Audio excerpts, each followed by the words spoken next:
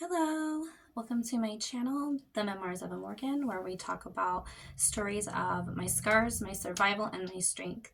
So today we're going to be talking about a typical narcissistic tactic that they use, which is called triangulation.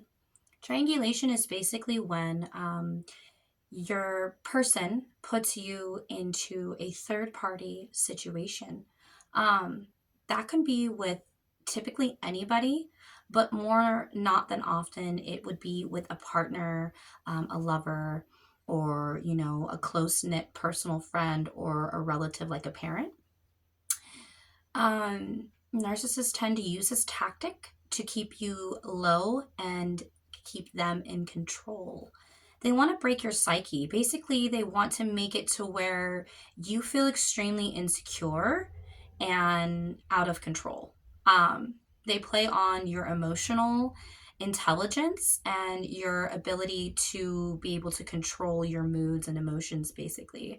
My ex used to do that when he wanted to get a rise out of me. He would tend to flirt with women in public, make comments about actresses, do little tactics to keep me insecure and to make me always feel like I just wasn't enough. Also, too, triangulation is a big part of like competition. I know that sounds so strange, but the person almost wants you to compete for them. So they will put you in a triangulated situation to where you have to compete for their love, compete for their affection, compete for their intention. They don't just give it. It's not reciprocity. There isn't an even keel give and push and pull even. It's like literally they are sucking you dry, and then now they're putting you in a third party triangulated situation to where there's a new supply, a new partner coming in, a new person coming in, or the mother's coming into town, you know what I mean? And she knows how to bake cookies and you don't know how to bake cookies, and so she shows you up when he totally makes you feel like crap. That could be different tactics that these narcissistic people use to keep you down, them in control, and basically them winning. And they have multiple people vetting for them, you know what I mean? They're like turned on by this shit. Literally.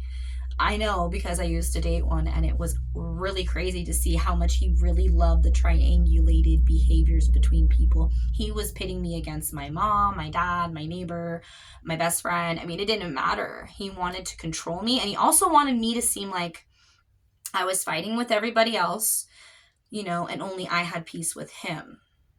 That's a very big red flag. If somebody is trying to isolate you using triangulation,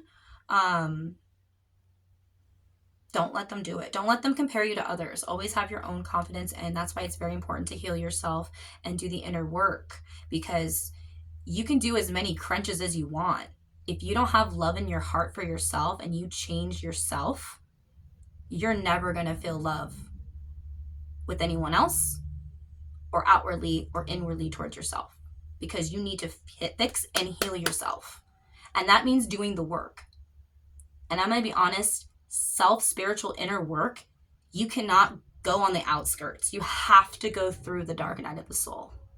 So with narcissists, after you get out of the relationship with them, you feel completely depleted. You feel like you cannot continue without them, because they make you so codependent on them by controlling a lot of the aspects of your life and your situation. It feels like you cannot get out of it, and it feels like you're almost trapped in it.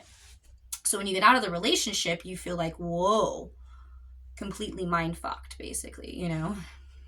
So anyway, it's very important that you try to stay out of a triangulated situation. If someone is trying to put you in a third-party triangulated situation, the best thing you can do is pull away. Don't engage. Don't let them know that you're emotional about it. They get off on the emotional part.